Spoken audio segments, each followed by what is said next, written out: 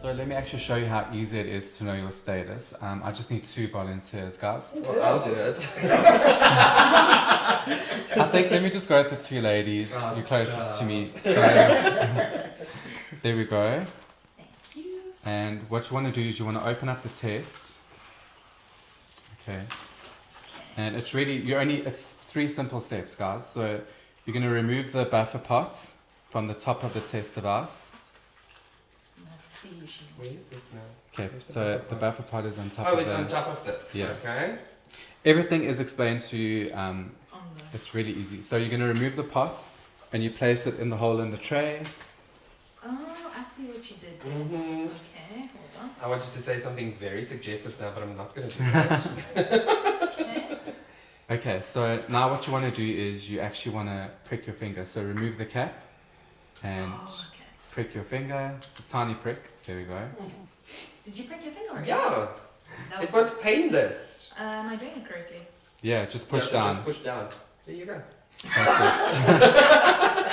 And then? And then with the top of your test device, you just want to touch the drop of blood and you'll see it will automatically collect the right amounts. Okay. You might need to push, just press down on your finger just to create a bit of blood flow. Okay. Wow, my blood said no today. It's so easy. And then what you want to do is poke the test through the foil in the buffer pots. Did you get enough blood there? Hardly. Try and massage your finger a little bit in an upward motion. Oh, there we go. There we go. Okay. So it only needs a tiny, tiny drop. Just like Did that. you poke it right through? Yeah. Yeah, that's it, guys. And then it starts running. It starts running, and in 15 minutes, you will know your results. You take the test out of and you're just going to place it in the tray, and that is actually how you interpret your results. Oh, wow. Super easy. Wade, thank you so much for coming through to WQMD today and opening our world to the world of self-testing. How can we from here on move forward to curb the spread and cure HIV/AIDS, and what projects and stuff are you busy with at the moment? So what I can say, first of all, everyone should know their status. Test yourself at least every 6 months. That is the first step to ending the HIV epidemic. So what UNAIDS has said is we need 90% of people to know their status, 90% of those people to actually be on ARV treatments, and 90% of them to have an undetectable viral load. That is how we're going to stop the spread of HIV. More than that, have conversations about HIV, normalize it, normalize self-testing, normalize taking a pill every day to keep your viral load undetectable. Talk about what U equals U means. A lot of people don't know what it means. People have never heard about it. So tell your mates, hey, I just heard a person living with HIV who has an undetectable viral load cannot transmit the virus. That is stigma bashing stuff. People need to know about it because people have this idea of what HIV is and don't go near that person. No, it needs to stop.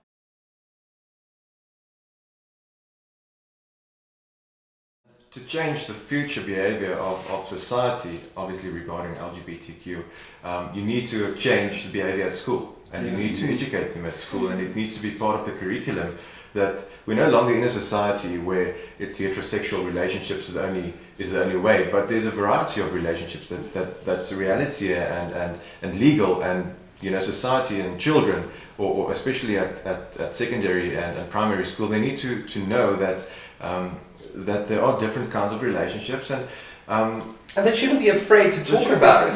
I mean, it is part of our everyday society. The earlier that kids, I feel, get exposed to these things, it becomes a normalized thing. Whereas later in your life, where you get exposed to it, like, you fear it, you don't know what is happening, so you act a certain way towards it. Whereas you're young, And Diane, apologies, what advice would you give to your peers about coming out? Looking back now, the lessons you've learned and who you are as a person now, what would you say to them? I'm 22 years old now, and I have studied. So I've been lucky enough to since then have grown up, especially in the performing arts industry, where it is kind of a safe space for everyone. So I'm quite lucky to have been through that process being able to then start loving myself and be able to accept myself. Like in the beginning I said to my parents, I don't want this. Now I'm comfortable, I wouldn't have it any other way.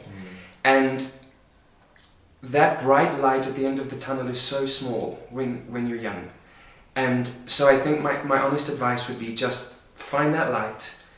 It might be in someone at school, maybe there is a teacher that you can go to, maybe it's a best friend, maybe it's someone on the show you can there is someone who will let you see that light, and I think through that start talking to them. Just you don't have to tell it to the world. Just figure it out for yourself. You're the only person that matters in this whole equation. It's you.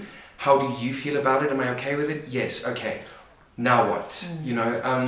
I did say to my parents at that stage, I want to go to just 1 or 2 sessions of therapy just to figure this out. Yes. And I was 16 years old. I was terrifying. It was my first experience with therapy, and the goal was to find out, am I gay?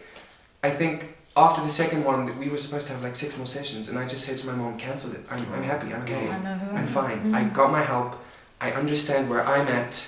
And that confidence that I had was when I went to my parents with problems, or just, we were having a conversation about the LGBTQ community as a whole. My confidence was assuring them that this is a good thing to talk about, it's okay. He's still just our son. So yeah, I think just find that light. What advice would you as parents give to other parents who might be in the same situation that you were? Although this can be very scary, it's still your child. You need to love him and be there for him or her. It's your job as a parent. Get help if you need help. Don't try and do this alone. There's get no help. harm in asking. No, get help if you need help. But it's your child. Love him, support him, be there. Yeah, and I think the biggest thing is our first reaction is, what did I do wrong as a parent? Where did I fail my child? What did I do to make him not a man, to be this creature? Because this is the perception out there. Yes. But you did nothing wrong. You did nothing wrong.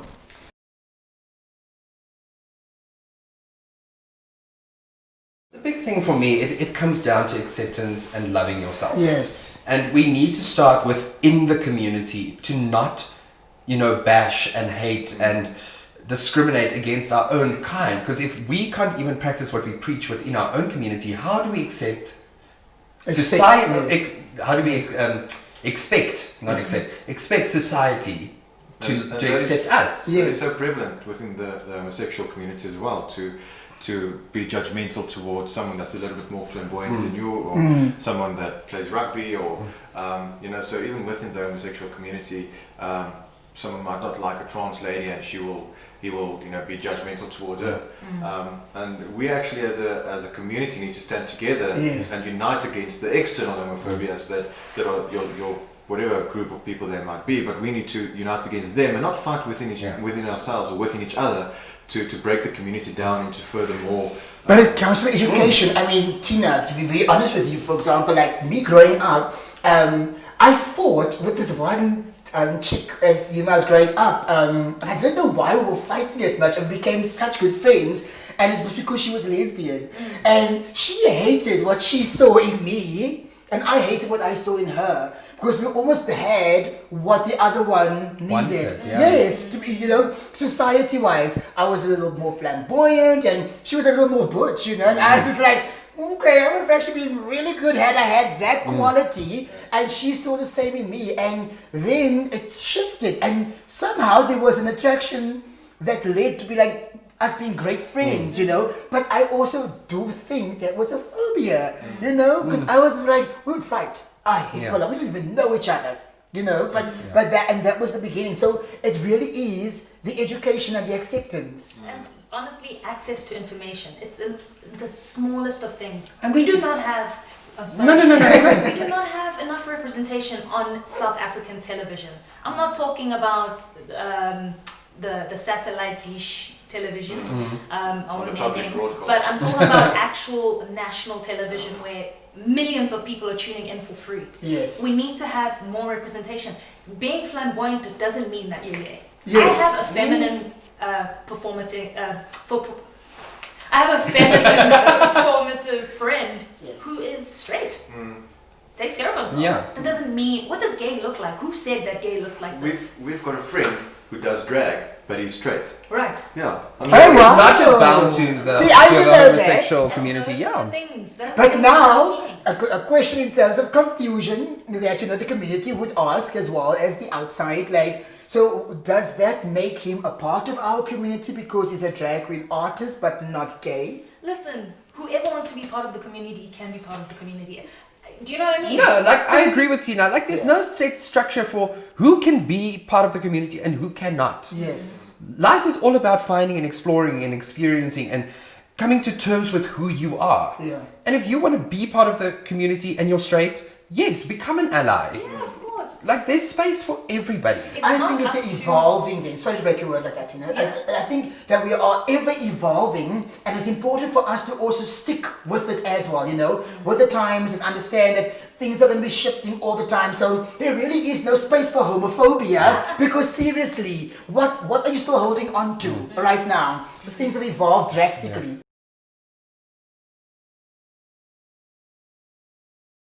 You don't have to come out when you're at work. It's not a prerequisite. You don't need to involve your personal life, Yes. you know, In for the that people there. corporate And again, it comes down to a thing of you need to be comfortable with yourself, your environment. If you don't feel physically safe within that environment, you don't have to come out. But how does one deal with derogatory comments, people, you know, hassling LGBT people who are out in corporate? So, going back to what you said about not everyone being out, and I mean, I know for a fact that there are people that I know are LGBT, but they're not out at work, and I have to respect that because they're obviously just not comfortable. We try and create as comfortable an environment. We say we're not going to tolerate any discrimination, whether it's from your manager or from a peer. When it comes to those kinds of things, I suppose it becomes quite difficult in a corporate because we always mention this. So in induction, as an example, all our new employees go through an induction process, and I actually present to them to say, this is not something that we will tolerate. So if you're going to join this company, you must understand that you can't come to the office and tell a really derogatory gay joke and think that it's going to be funny because not everyone's going to laugh at that joke. And we take to them, you know, this could be quite a serious thing. If somebody decides to take you to HR and lodge a grievance, we are going to take it seriously. So you need to be very cognizant of that. So we don't try and scare people, but we just try and make them cognizant of the fact that this is not something we would tolerate, and we want to create an inclusive workplace where people can feel like they belong and they can feel like they don't need to be worried about who they are. They can bring their best self to the workplace. Dealing with it, like I said, you obviously have the HR route, which is the more sort of hectic route, but we try and just say, look, you know, be open with your peers, be open with your manager if you can, and just say, look, I'm actually LGBT, I don't think that's the right word to use, but can I please, you know, just maybe explain to you what would be the correct way, because I think at the end of the day, sometimes it's also about learning. Yes. And It's always about heterosexual people don't know a lot about the LGBT world, and vice versa, I would say.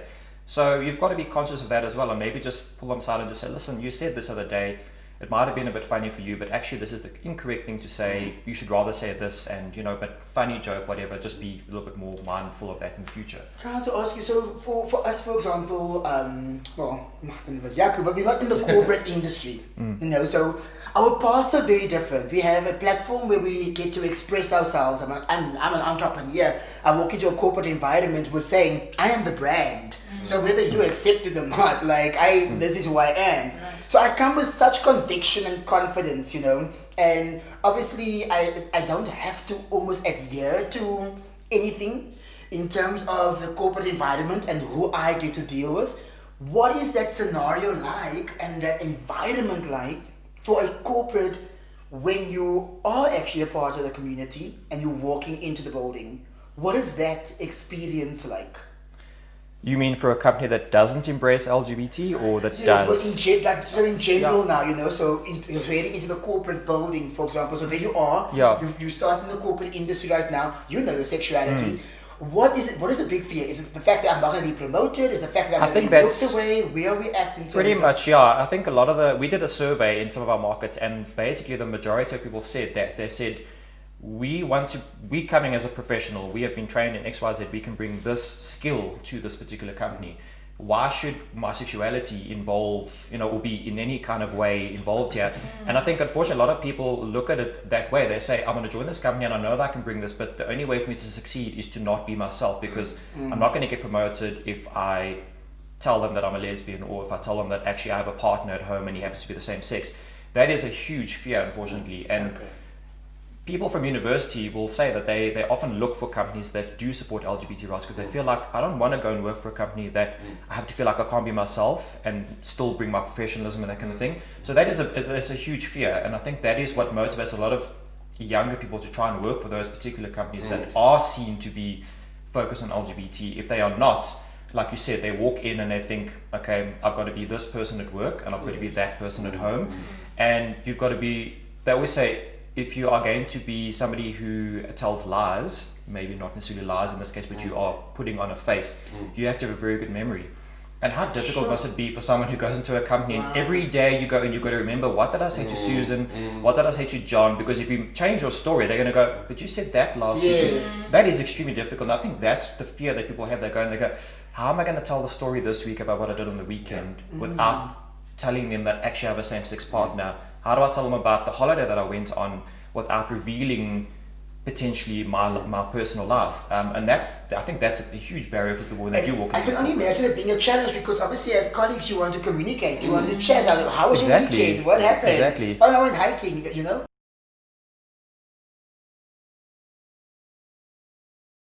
Well, the one thing I did realize when I became a dad as well is that our country is really broken. And I know we're trying a lot of things to fix our country and perception and all those things, but it's not there yet. And I think this has to start from a ground level, to where you sort of build people up and explain to young kids, because we've had experience as well with little white kids in Pretoria that don't know how to respond to a son. Because I always say that idiots breed idiots. And I don't want to be that idiot that breeds another idiot. So I want to include people from the word go with regards to my son Sky. But it's been a difficult thing with my parents. I'm not saying that they will be fine in 2 months or 3 months' time. And I do believe that if they do come around, they will have to work extremely hard to fit into our society and our culture. That's pretty much it. But I think a lot of people go through that. One of the couples that went through the process with us as well has got a very similar journey. And it's nice because now I have support in that as well. So we can discuss and say, what did your parents say? This is what my parents said. And I think that when it comes to, especially to racism and same with homophobia, all these things, sometimes it's so deep rooted in people they don't even realize that it's there. And I think when you have a son as well, you then realize that you have to sort of address it from the word go and say, this is what your thought process is, let's address this level by level. When I came out as well, I had a clear indication in my mind that I've been fine for 30 years as a gay man. I can't expect people to be fine in one day. And I have a black son who's my life, and I don't expect people to be fine in 1 hour. But it's also not their choice or their place to be fine with it. Absolutely. And it's like very weird. And I think in society as well, there's misperceptions about adoption as well. People always think that it's adoptions, it's kids are in bad condition, or they're going to grow up to be a criminal, all this. I've heard most random stories. So I've had an instance with us where we, in our Afrikaans community as well, because we are two men, my husband looks like a tattoo from his head to his toes. So we've had people being very verbal about it towards us, but we've learned to sort of deal with it. With that being said, Jen, have you Kopala, have you ever heard anyone ask you about, will your son be gay? Because you're in a gay relationship. Have you ever had like that kind of talk? I've had it. No, about you. So I'm so opinionated. I think people are very scared. So no one's directly said it. But yeah, I mean, I'm sure there's people who think that. Like walking in the mall. Yesterday was my son's vaccines, and he was crying. And walking through the mall, I had the thoughts that I hope people don't think I'm kidnapping this child in the mall. It's like, okay, cool, and then you have to like the thoughts of what other people are thinking, and so I guess people have the issues, but no one's if people are concerned about it, that's the last thing they should worry about. Whether your child is going to be like, it's kind of messed up worrying about this individual sexuality. Like, it's stupid to think. It's stupid to think that queer people raise queer children. I mean, we were all raised by straight people, and I mean, here we are. So.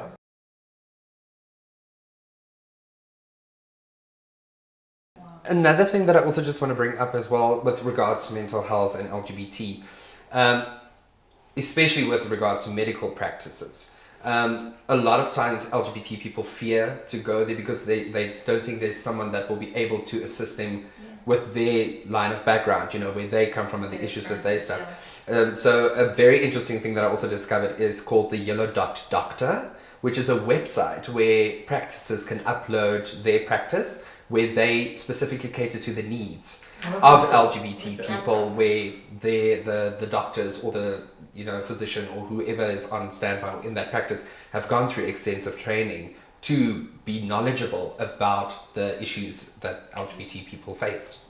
Yeah, that's really good, because I've noticed a lot of people who do have anecdotes of that, and just doctors who want to do well and just never have the experience of sensitization to it. And like you mentioned before, there are a few other organizations popping up now that are doing sensitization training. I think Queer Well is a great one, and then there's also the Queer Wellness Center. Queer Wellness Center that opened in Ravonia. Ilovo. I just wanted to add to what you said about the trained professionals. So it's really, the idea is to keep it informal and a really accepting environment. And I think the fear that I have is as soon as you have a more structured approach and that you lose that sense of connectivity within there. So the idea is really not to have a group therapy, but more just like, we are here, engaging. We are friends, let's talk. And then as Redman said, we'll refer, if someone has a need, we'll refer them to professionals for help.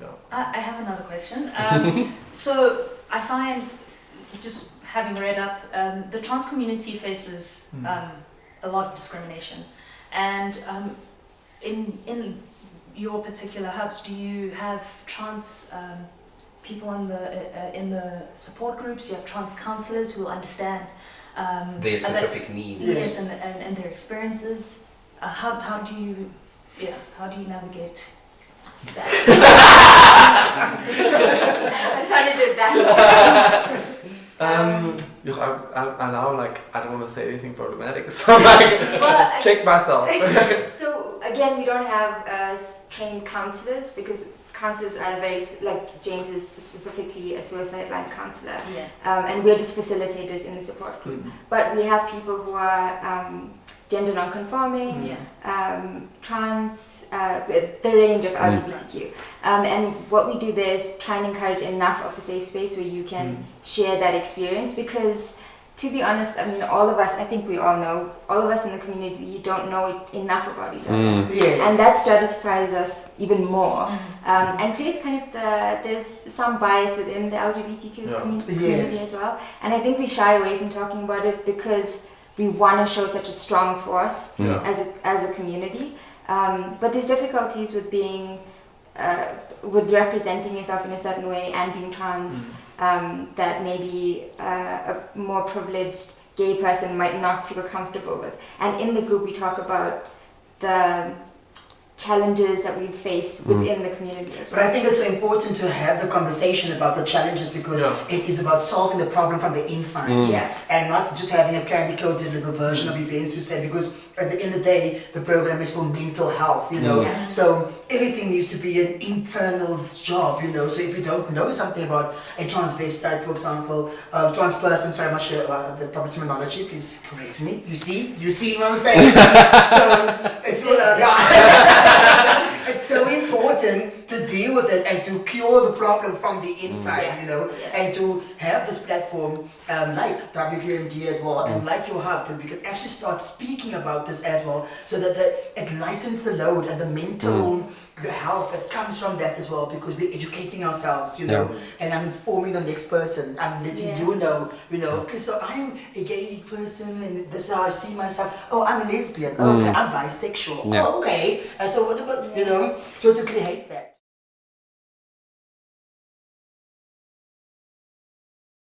Why does it feel like there's not being enough done from government side?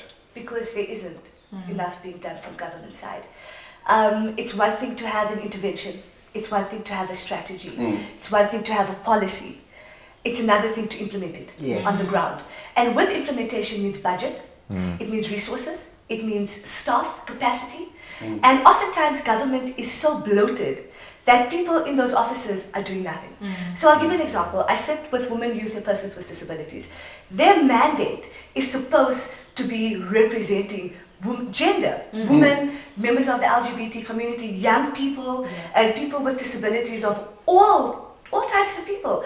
And what they do is they are a mouthpiece of government. So they come to our committee and they speak about things like, this is what we've done. We've met our target because we had 1 public participation. And I'm like, and they had last year when I just became an MP, they had a LGBT roundtable. And I went there and the activists said, we always come here. It's always the same thing. We come, we tell you what our issues are. In fact, we give you solutions and then nothing happens. And then next year, 16 days of activism, you'll call us back to tell us what. You don't even give us an update of the work you've done. So I do feel that government does not, if you feel it doesn't take it seriously, believe it. Because they don't. As somebody who sits on those benches, when we speak about the LGBT community, some people can't even pronounce the acronyms. You know, some people, we had a youth parliament and one of the guests corrected their pronouns and they were like, please call me they or them. And the MPs in the room who are older, and I'm not ageist, they laughed. They laughed because they were like, oh, ha ha ha, we don't understand. And I got really upset because if you don't understand, educate yourself. But I mean, they are in positions where they are supposed to exercise, you know, these things, and it feels like they're just blatantly ignoring it and being arrogant and ignorant. Because you're a representation of this country, and we are a part of the country. Absolutely. So are you basically telling me that they're doing all these things just for a tick in a box? Absolutely. And I say this without fear or favor. Yes. I say this without fear or favor because I'm there and I see. So when they come to our committee and they speak about gender-based violence, we have to ask them, what about the LGBT community? What are you doing to make their lives easier? What are you doing about the trans community getting their IDs at home affairs or getting hormone injections at an affordable price or going to report a corrective rape at the police station and the police taking you seriously.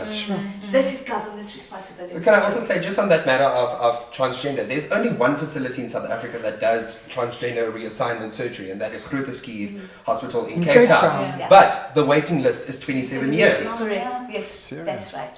And and they only do 4 surgeries a year. And I mean, like, how is that progressive? Like, how 2020. How? Yeah. But then I just want to take it back as well, back to the LGBT community. So there's been, you can't open a newspaper or turn on the news and see of someone that has been a victim of this. I mean, for instance, Curvin Fortuin, Zwelinkosi Zulu, Smagat Yasi, just to name a few, but I mean, there's a lot out there. But it's not really being highlighted in the mainstream media. But we should be talking about this. Absolutely. Yeah. In fact, I would argue that it's not highlighted in government as well. You know, when we have debates around gender-based violence, when we have roundtables around hate crimes, and you know, to be honest, for me, the LGBT community fall within gender-based violence. It's not something separate. It's something all of us, you know, have to deal with it. So when we speak about GBV, we're speaking about all types of gender-based violence, and not only domestic violence or femicide, you know. And so when we speak about this in all our different spaces, especially at a national government level, we have to speak about what are some of the solutions that we can come up with. And oftentimes you find these solutions in civil organizations, in the NGO space, in, you know, spaces outside of government that work with government. And the thing is, it's not really their responsibility to take on this task. I mean, they're doing it because they want to do it. Well, they're also giving solutions to the government. Exactly. But they're giving solutions to the government, but the government is not taking it. Yes, but are they following through? I would argue no.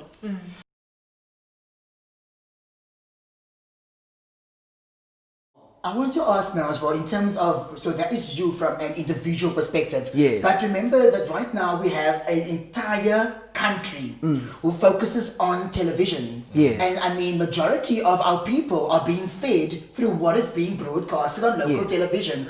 Not everyone has access to streaming at this very moment in time. You know? So a lot of people are still watching our local channels. Yes. What is being done there in terms of our narrative? And are we being expressed Are stories being told? Are they authentic? It happens, but not a lot.